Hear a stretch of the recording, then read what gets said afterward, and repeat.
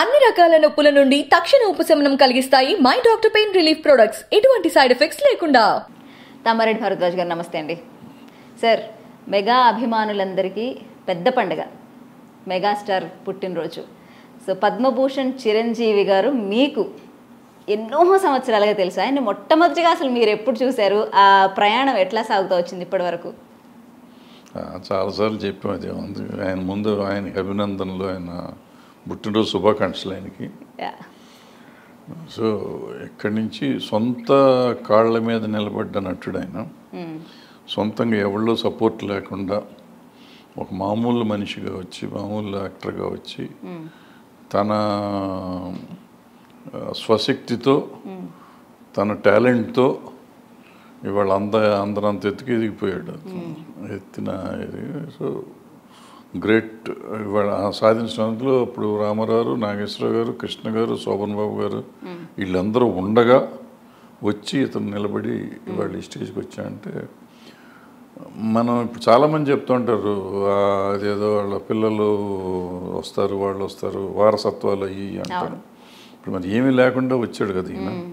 So ఇట్లా చాలామంది వచ్చారు. సో వచ్చిన వాళ్ళలో ఈయన ఆ రోజుకి ఈ రోజుకి మెగాస్టార్. ఆ రోజు వచ్చినప్పుడు మొదటి 4-5 సినిమాలు ఉన్నట్టు ఖైదీ రోజు నుంచి మళ్ళీ వెనక్కి తిరిగి చూడాల. ఖైదీ వచ్చిన రోజు నుంచి ఆ తర్వాత పీక్స్కి వెళ్ళిపోయాడు. సో ఇప్పటికీ ఆయన పీక్స్లోనే ఉన్నాడు. 2-3 సినిమాలు అటు ఇటు అయినా కానీ ఆయన తిరుగులేని యాక్టర్. ఆయన వాడు మెగాస్టార్ ఈజ్ మెగాస్టార్. ఏ రోజైనా నెంబర్ 1. అంటే ఇప్పుడు చాలామంది యంగ్ హీరోస్ నాకు బ్యాకింగ్ లేదు, నేను ఎవ్వరు సపోర్ట్ లేకుండా వచ్చాను, that is just because of Chiranjeevi గారిని చూసే అని ప్రతి ఒక్కరు ఎక్కడ వాళ్ళకి ఛాన్స్ దొరికినా సరే అంటే బాగా ఎత్తేస్తున్నారులే చిరంజీవి గారిని అని అంటారు. కానీ అది నిజమే కదా. అసలు ఎట్లాంటి బ్యాకింగ్ లేకుండా చిరంజీవి గారు నిజంగానే ఒక ఇంపాసిబుల్. అంటే ఇంపాసిబుల్ కాదు, టాలెంట్ ఉంటే ఉంటారు. ఇక్కడ ఎవరైనా కానీ టాలెంట్ ఉంటే పెరుగుతారు అనేది ఇంపార్టెంట్. ఇక్కడ ఊరికే మన వాళ్ళు వచ్చి కొంతమంది కులం అంటారు, కొంతమంది వచ్చి పేరెంట్స్ ఉన్నాయి, ఏదో తండ్రి ప్రొడ్యూసరు, డైరెక్టరు, హీరోను, వాళ్ళ పిల్లలు అంటారు. ఎన్ని ఒట్టి మాటలు. వాళ్ళ టాలెంట్ ఉంటేనే అవుతారో చిరంజీవి గారు ప్రూవ్ చేశారు. సార్, ఎన్నో సందర్భాల్లో నాకు ఇదిగో ఆయనతో ఈ ఎక్స్పీరియన్స్ ఉంది, ఆయన మంచితనానికి, లేదంటే ఆయనకున్న టాలెంట్కి, లేదంటే ఇంకో దానికి ఇవి ఎగ్జాంపుల్స్ అని చాలామంది చెప్తూ ఉంటారు. మీరు ఆల్మోస్ట్ వాళ్ళ ఇంట్లో మనిషిలాగా ఎప్పుడు జరిగినా సరే చిరంజీవి గారిని కలిసి వచ్చాను అని చెప్పడం అనేది నేను చాలాసార్లు విన్నాను. మీ ఇద్దరి రిలేషన్ ఎట్లా ఉంటుందండి? ఆ రోజుల్లో బాగుండేది, చాలా బాగుండేది. సొంత బ్రదర్స్ లాగానే ఉండేవాడు మొదటి రోజుల్లో. తర్వాత నేను వచ్చి ఇక్కడ హైదరాబాద్ వచ్చేసి నా ఉద్యోగం, నా గొడవలు నేను అన్నాను, ఆయన గొడవలు ఆయన అన్నారు. చాలా పైకి వెళ్ళిపోయారు తర్వాత. సార్, అంటే ఇప్పుడు ఖైదీ సినిమాకి దానికి ముందు చిరంజీవి, దానికి తర్వాత చిరంజీవి అంటారట. ఆ సినిమా తెచ్చిన ఆ ప్రభంజనం కానీ ఆ చేంజ్ ఏంటి అసలు? అదే కల్ట్ సినిమా అంటారు. కల్ట్ సినిమా అంటే ప్రపంచం వచ్చింది. అక్కడి నుంచి ఒక కొత్త హీరో ఉద్భవించాడు. అంటే ఇక్కడికే వచ్చాడు. యాక్చువల్గా మీకు చెప్పాలంటే అప్పట్లో రామారావు గారి సినిమాలకి డబ్బులు వేసేవారు, సాంగ్స్కి, వాటికి, సినిమాకి. చిరంజీవి గారికి మొగుడు కావాలి సినిమాకి, మన సినిమాకి డబ్బులు వేసేవారు కదా, వేస్తే గంపలతో ఏరతారు అనమాట. ఊడ్చి షో అయిపోయినాక డబ్బులు ఊడ్చి గంపల్లో వేసుకుని తీసుకెళ్ళేవారు థియేటర్స్లో. సో నేను అనుకోవటం లాస్ట్ స్టార్ అయ్యి ఉంటాడు డబ్బులు. ఆ తర్వాత కాగితాలు చించుతున్నారు. ఇప్పుడంతా కాగితాలు వేస్తారు కదా థియేటర్లో. అప్పట్లో డబ్బులు వేసేవారు. 5 పైసలు, 10 పైసలు, పావుల, ₹1 కూడా వేసేవారు. బిళ్ళలు, అన్ని బిళ్ళలే. సో గేట్ కీపర్లు షో అయిపోయినాక ఊడ్చి అక్కడ సాంగ్స్ అప్పుడు డ్యాన్స్లు ఆడుతూ ఉండేవారు. ఆ డబ్బులు ఏరుకుని తీసుకెళ్ళేవారు. సో అట్లా చిరంజీవి గారికి అట్లా ఊపు వచ్చింది అప్పుడు. రామారావుకి వేసేవారు ఈ బాగా, ఈయనకి వేసారు తర్వాత. ఆ తర్వాత అసలు ఇప్పుడు ఎవరికి వేయట్లేదు, అందరికి కాగితాలు వేస్తున్నారు. అంటే మెగాస్టారే ఇంకా లాస్ట్ హీరో అనమాట. అలా డబ్బులు చూసిన హీరో, తెర మీద డబ్బులు వేయించుకున్న హీరో ఆయన. ఓకే సార్, చిరంజీవి గారిని మనం స్టార్టింగ్ మూవీస్లోకి వెళ్తే, పున్నమి నాగు, ఆ వెనకాల సినిమాలన్నిటి చూస్తే ఆయన లుక్ అప్పుడు అంటే బిఫోర్ అండ్ ఆఫ్టర్ పిక్స్ ఆయన అప్పుడుది ఇప్పుడుది పెడితే ఎంత ట్రాన్స్ఫార్మేషన్. అసలు కర్లీ హెయిర్తో ఉండేవారు, పల్చటి స్కిన్. అసలు నిజంగా ఆయనైనా ఈయన అన్నట్టుంటారు. ఆ ట్రాన్స్ఫార్మేషన్ అనేది అంచెలంచెలుగా ఎట్లా జరిగింది?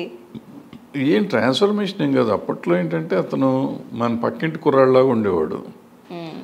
ఎప్పుడైతే మెగాస్టార్ లుక్ వచ్చిందో తర్వాత అక్కడి నుంచి మెల్లిమెల్లిగా ట్రాన్స్ఫర్మ్ అయ్యాడు. వయసుతో పాటు పెరుగుతాయి కదా, కొంతవరకు స్ట్రక్చర్ పెరిగింది, అదంతా మంచి మారాడు. సో ఆ లుక్ తేడా వచ్చింది, కొంచెం తేడా వచ్చింది. బట్ కష్టం, ఎంత కష్టపడేవాడు అంటే అంత కష్టపడేవాడు అతను. అతను సినిమా తప్ప అతనికి వేరే ఏం ఉండేది కాదు అప్పట్లో. సినిమా గోల్ తప్ప వేరే గోల్ ఉండేది కాదు. ఇట్లా చేస్తాను, ఈ ఫైట్ ఇట్లా చేస్తాను, ఈ సాంగ్ ఇట్లా చేస్తాను, ఆ తపన ఉండేది. దానికోసం కష్టపడేవాడు. ఆ కష్టమే అతన్ని వాళ్ళు నిలబెట్టింది. ఆ కష్టం వల్లనే వాళ్ళు అతను మెగాస్టార్ అయ్యాడు. అంటే మనం ఒకసారి ఆర్టిస్ట్ అయిపోయినాక నేను ఇంకేం నన్ను ఎవడు పీకేవాళ్ళు లేడులే అనుకునేవాళ్ళు ఉంటే నెక్స్ట్ డేనే పోతారు. ఇతను పెరుగుతున్న కొద్దీ ఇంకా కష్టం పెంచుకుంటూ పోయాడు. కష్టపడతానన్నాడు, ఈ రోజుకి కష్టపడతాడు. అవసరం లేదు, మానేయచ్చు, హ్యాపీగా ఇంట్లో కూర్చోవచ్చు. బట్ కాకుండా చేయటం, చేసి సిన్సియర్గా పనిచేయటం. అది ఓకే. సో ప్రతి హీరోకి డూప్స్ ఉంటారు కదా, చిరంజీవి గారికి ఫైట్స్ అప్పుడు అంటే ఏ రేంజ్ వరకు డూప్స్ ఉండేవాళ్ళు కాదు? మా సినిమాలకి డూపులు ఉండేవారు కాదు. మా సినిమాలన్నీ నాకు తెలిసి ఖైదీ కూడా లేరు, తర్వాత అన్న పెట్టారు. ఓకే. సో డూపులు లేకుండానే చిరంజీవి గారు ఫైట్లు డ్యాన్స్లో అసలు మాస్టర్ కదా అతను. యాక్చువల్ నా సినిమాలో ఫైట్స్ కూడా తనే కంపోజ్ చేసుకునేవాడు. ఓకే. అప్పుడు ఏదో ఒక సాంగ్ కూడా కంపోజ్ చేశాడు. ఇంట్రెస్ట్, మనిషికి బాగా ఇంట్రెస్ట్. నేను ఎప్పుడు అనుకునేది చిరంజీవి గారిని చూసినప్పుడల్లా ఆయన డాన్స్లో గ్రేస్, అది నేను కొత్తగా చెప్పేది కదా, అందరికీ తెలిసిన విషయమే. ఈ డాన్స్ అనేది ఆయన కసితో నేర్చుకున్నదా లేకపోతే ఆయనకి న్యాచురల్గా వచ్చిందా? నేను అనుకుంటే న్యాచురల్గానే వచ్చింది అనుకోండి. అంటే న్యాచురల్గా బాడీలో ఫ్లెక్సిబిలిటీ లేకపోతే నేర్చుకున్నా కానీ రాదు. సో ఇతను సినిమా యాక్టర్ అవుదాం అనుకున్నప్పుడు ఇన్స్టిట్యూట్లో చేశారు కదా, ఇన్స్టిట్యూట్లో నేర్పిస్తారు కదా, ఆ నేర్చుకున్నది కానీ లేకపోతే తను సినిమాలు చూసి నేర్చుకున్నది కానీ తను వేసుకుంది వచ్చింది. ఆయనకి ఏంటంటే అప్పుడు కమల్ హాసన్, రజనీకాంత్ వచ్చిన కొత్తది. సో ఇతను కమల్ హాసన్ లాగా డ్యాన్స్ చేయగలడు, రజనీకాంత్ లాగా స్టైల్స్ గిల్స్ చేయగలడు. ఈ రెండు కంబైన్డ్గా ఇతనికి వచ్చేటప్పటికి కొత్త మనిషిని చూశారు, కొత్త క్యారెక్టర్. తెలుగులో ఒక కొత్త మనిషిని చూశారు. ఫస్ట్ టైం మన పక్కింటి కుర్రాడు, సినిమా పిచ్చోళ్ళు ఎట్లా ఉంటారు అట్లా ఉన్నట్టు చూశాను. ఆయన డాన్స్లు ఫైట్లే కాదు సార్, ఆయన కామెడీ టైమింగ్ కూడా అద్భుతమైన కామెడీ టైమింగ్ మెగాస్టార్ గారిది. దాని ముందు కోతల రైడు, మొగుడు కావాలి, రెండు కామెడీలే, దగ్గర కామెడీలే అయ్యి. సో అందులో అన్నీ అతను 2 సినిమాల్లోనూ కామెడీ చాలా బాగా పండించాడు. సార్ ఫ్యాన్స్ గురించి మాట్లాడితే సార్, ఆయనకున్న ఫ్యాన్ బేస్ ఒక రేంజ్, అది మెగాస్టార్కున్న ఫ్యాన్ బేస్ గురించి అసలు ఎవరూ చెప్పక్కర్లేదు. ఆ ఫ్యాన్ బేస్ని ఆయన ఎప్పుడు ఎట్లా అడ్రస్ చేస్తూ ఉండేవాళ్ళు? దాన్ని నిలబెట్టుకోవటం అనేది ఫ్యాన్ బేస్ని ఒక కత్తి మీద సాము లాంటి పని ఏ హీరోకైనా కూడా, వాళ్ళందరినీ ఎప్పటికప్పుడు సాటిస్ఫై చేయడం. నాకు ఐడియా లేదు, నిజంగా ఐడియా లేదు. అంటే మేము సినిమాలు తీసినప్పుడు నేను బిగినింగ్ డేస్ లాగా చేసింది, కోతలేడు మొగుడు కావాలి, తర్వాత నేను మళ్ళీ ఆయనతో చేయలేదు సినిమా. అప్పటికి ఫ్యాన్స్ ఉండేవారు కానీ కొత్తగా ఫ్యాన్స్ పెట్టినాళ్ళే, వస్తే మాట్లాడే సెట్లో వస్తే మాట్లాడే టైప్, కానీ అప్పుడు హడావిడి లేదు. సో ఆ తర్వాత కదా హడావిడి పెరిగింది. ఆ తర్వాత ఆయన బాగా ఫ్యాన్ బేస్ అంటే భయంకరమైన ఫ్యాన్ బేస్ వచ్చేసింది ఆ రోజుకి ఈ రోజుకి కూడా. సో ఆయన ఫ్యాన్స్ చాలా అంటే హార్డ్ కోర్ ఫ్యాన్స్, ఆయన కోసం ప్రాణం ఇచ్చేసే లెవెల్లో ఉండే ఫ్యాన్స్ ఉన్నారు ఇప్పుడు కూడా. సార్ చిరంజీవి గారిని ఇంతకు ముందు పాత సినిమాలు చూసినట్లయితే సుప్రీం హీరో అని పడేది మొదటి సినిమాలో పడింది. చిరంజీవి గారికి మెగాస్టార్ని మన అదే కేఎస్ రామారావు గారు మరణ మృదంగం సినిమాలో మెగాస్టార్ అని వేశారు. అప్పటి నుంచి ఆయన మెగాస్టార్ అయిపోయారు. ఆయనకి అంటే 2 బిరుదులు అనమాట, అయితే సుప్రీం హీరో, దాని తర్వాత రూపాంతరం చెందిన మెగాస్టార్ అనమాట.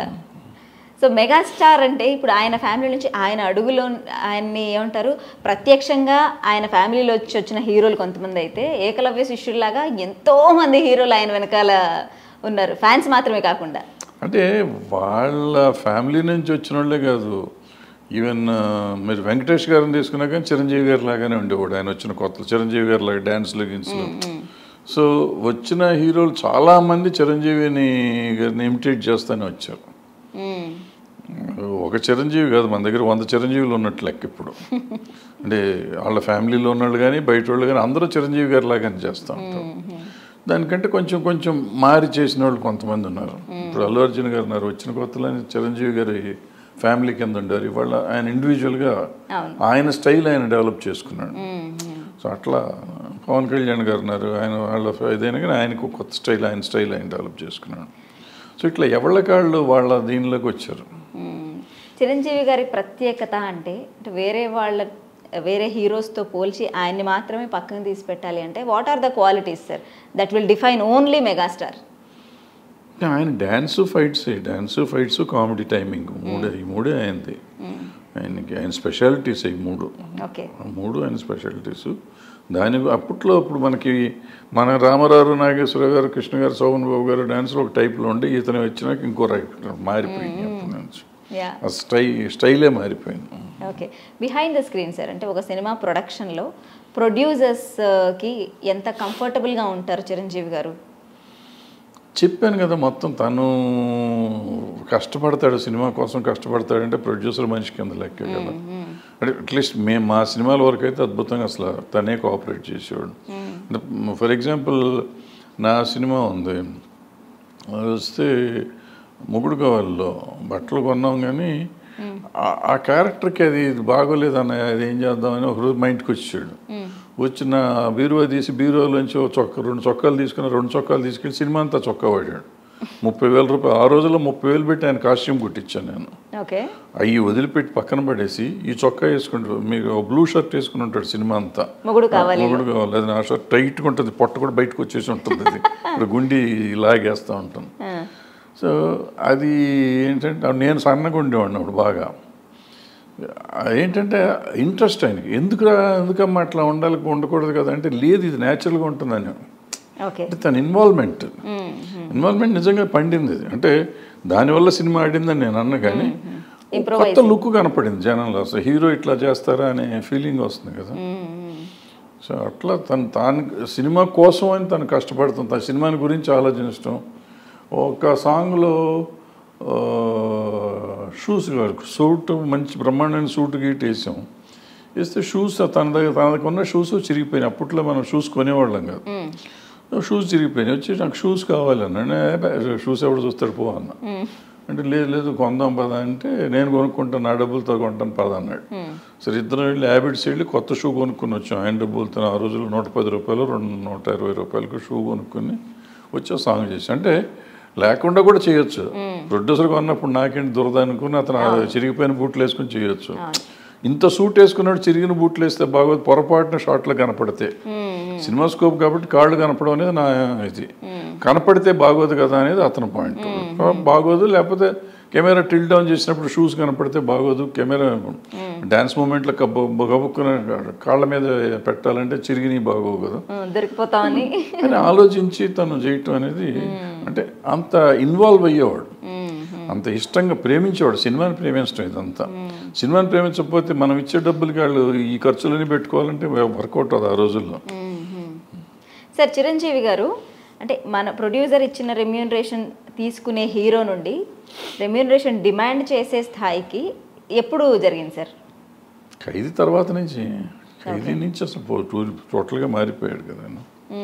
అంటే డిమాండ్గా పెద్దగా ఏమో పెరుగుతూ ఉండటమే. అప్పుడు అవసరం కొద్దీ వెళ్ళిన వాళ్ళు పెంచుకుంటూ పోవటమే. కానీ నాకు తెలిసి ఈయనే కాదు, ఏ హీరో కూడా వాళ్ళంతటా వాళ్ళుగా మేము ఇంత పెంచుతాం అనరు. నేను 10 తీసుకుంటున్నాను అనుకోండి ఒక హీరోగా, నా మార్కెట్ సినిమా హిట్ అవగానే వచ్చి ఇంకోళ్ళు వచ్చి నాకు ₹1,00,00,000 ఇస్తానని నేను వద్దంటాను. అప్పుడు ఏమంటే ఆయన ₹1,00,00,000 ఇస్తానంటే నా రెగ్యులర్గా ఉన్న ప్రొడ్యూసర్ నేను 10 కదా నీకు మొన్న ఇచ్చింది అంటే, అతను 1,00,00,000 ఇస్తున్నాడు కదంటే ఇతను 50 అని ఇస్తాడుగా. అట్లా.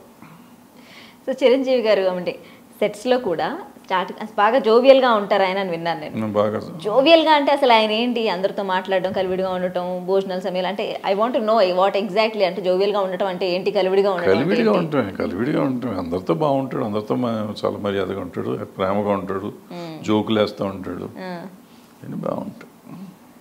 సార్ చిరంజీవి గారి డ్యాన్స్ గురించి లేదంటే యాక్టింగ్ గురించి ఇవన్నీ మనకు తెలుసు, కానీ హీరోయిన్స్ కూడా ఆయనతో ఒక్క అవకాశం వస్తే చాలు యాక్ట్ చేయడానికి, ఆయనతో కలిసి డాన్స్ చేయడానికి అని అనుకుంటారు. ఆయనతో డాన్స్ అంటే బెదిరిపోయేవాళ్ళంట, ఆయన గ్రేస్కి మనం మ్యాచ్ చేయలేము అని.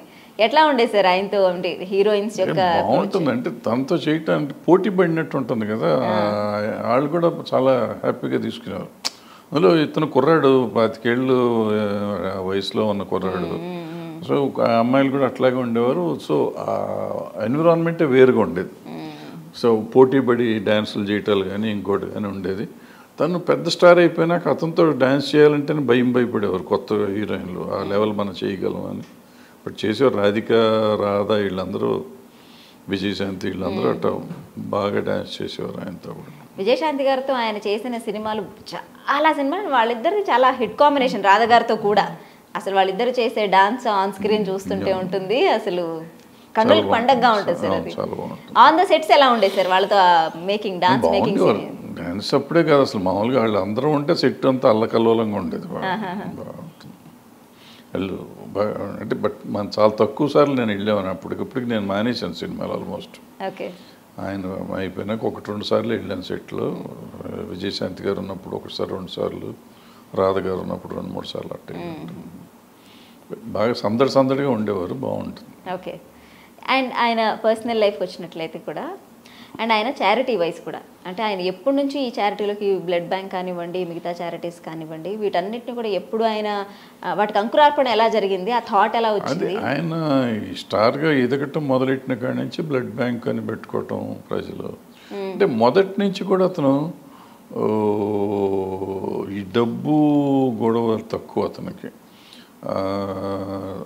ఫ్రెండ్స్ లేకపోతే కొద్దిగా గొప్ప సమాజాన్ని గురించి ఆలోచించడం. అట్లీస్ట్ నాకు తెలిసినంతవరకు, నాకు తెలిసి మొదటి 4-5 ఏళ్ళ వరకు నాకు బాగా పరిచయం, క్లోజ్గా ఉండేవాళ్ళం కాబట్టి చెప్తున్నా. తర్వాత సంగతి నాకు తెలీదు. అప్పుడు వరకు మాత్రం డెఫినెట్గా ఫ్రెండ్స్ అంటే ప్రాణం ఇచ్చేవాడు. అట్లాగే ఈ సామాజిక కార్యక్రమాలు అంటే ఇంట్రెస్ట్. తనకి ఎంత అప్పుడు రెమ్యునరేషన్ ఎంత ఇచ్చేవారు ఏం లేదు కదా, దాంట్లోనే ఏం చేయగలను ఎట్టా అనేది ఉండేది. చాలా బాగా ఆలోచించాడు, సమాజాన్ని గురించి కొంచెం గొప్ప ఆలోచించాడు. ఆ టైంలోనే బ్లడ్ బ్యాంక్, ఆ తర్వాత కొంచెం సెటిల్ అయినాక బ్లడ్ బ్యాంక్ పెడతాం. బ్లడ్ బ్యాంక్ చిన్నది పెద్దది అయిపోయింది, బ్లడ్ బ్యాంక్ అయిపోయింది, ఐ బ్యాంక్ అయింది. ఈ మధ్య కరోనా వచ్చినప్పుడు ఆయన చేసిన పనులు. సో సామాజికంగా ఎంతో కొంత చేస్తానికి ట్రై చేస్తూ ఉంటాం సార్. ఇప్పటికి కూడా ఆయన ఏది 1970s మొదలైన కెరీర్ 2020s ఉన్నాం మనం. ఇప్పటికీ ఆయన హీరోగా ఏమంటారు, యంగ్ స్టార్స్ అందరికీ పోటీ ఇస్తున్నారు, యంగ్ హీరోయిన్స్తో కలిసి డాన్సులు చేస్తున్నారు. అసలు ఆయన హవా ఇప్పటికీ తగ్గలేదు. ఈ హవా అనేది ఎంతమందికో ఇన్స్పిరేషన్. బట్ స్టిల్ ఇప్పుడు చిరంజీవి గారు చేస్తున్న సినిమాలు, ఇప్పుడు మన సౌత్ ఇండియన్ మమ్ముట్టి గారు కానివ్వండి, మోహన్ లాల్ గారు కానివ్వండి, రజనీకాంత్ గారు కానివ్వండి, వాళ్ళందరూ కొన్ని క్యారెక్టర్స్ని చూస్ చేసుకొని క్యారెక్టర్ బేస్డ్ సినిమాలు చేస్తున్నారు. మన చిరంజీవి గారు మాత్రం ఇంకా హీరోగానే కంటిన్యూ అవుతున్నారు అండ్ జనాలు యాక్సెప్ట్ చేస్తున్నారు. How do you look at that? అదేం లేదు, అంటే ఈయన మధ్యలో మార్పులు చేర్పులు చేశాడు. బట్ ఆఫ్ లేట్ నేను అనుకోవటం ఆయన మారాలని నేను అనుకుంటున్నాను. ఆ టైప్ ఆఫ్ క్యారెక్టర్స్ అనవసరం. ఎందుకంటే చిరంజీవి గారు డ్యాన్స్ చేస్తారు, ఫైట్ చేస్తారు, మనం చూసాం ఆల్రెడీ. మళ్ళీ కొత్తగా ఆయన ఏదో చేస్తారని మనం చూడక్కర్లా. అవన్నీ మ్యాక్సిమం ఎంతకంటే అంత చేశారు. ఇంకా ఎక్కువ చేయటం అనవసరం ఈ వయసులో ఆయనకి. సో ఇప్పుడు దానికి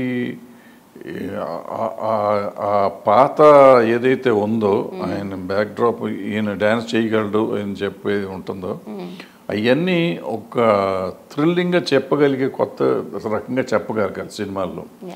చేసి చెయ్యక్కర్లే, మళ్ళీ ప్రతి చెయ్యక్కర్లేదు. ఫర్ ఎగ్జాంపుల్ మొన్న జైలర్లో చూసాము, ఆయన రజనీకాంత్ గారు ఫస్ట్ హాఫ్లో అసలు కథలు కుర్చీలోంచి లేవడు, నడుస్తాడు, చిన్న డైలాగులు చెప్తాడు. బట్ మనకి మొత్తం రజనీకాంత్ ఫ్లాష్ బ్యాక్ అంతా కనిపిస్తూ ఉంటుంది. సో అట్లా సరదాగా ఉంటుంది, కామెడీ ఉంటుంది. అంటే ఆ స్క్రీన్ ప్లేని అన్ని సినిమాలు చేయాలని కాదు, బట్ చిరంజీవి గారు ఆ రేంజ్ ఆర్టిస్ట్ ఆయన. సో చిరంజీవి గారికి కూడా అటువంటి కొత్త స్క్రీన్ ప్లే ఏదైనా చేయగలిగితే డైరెక్టర్లో నిజంగా చాలా బాగుంటుంది. Right sir. బట్ మన మెగాస్టార్ ఇంకా కొన్నాళ్ళు కాదు, ఎన్నేళ్ళు అయితే అన్నేళ్ళు మనందరినీ అలరించాలని on this birthday we wish him a very very happy birthday. Thank you very much sir. నమస్తే అండి.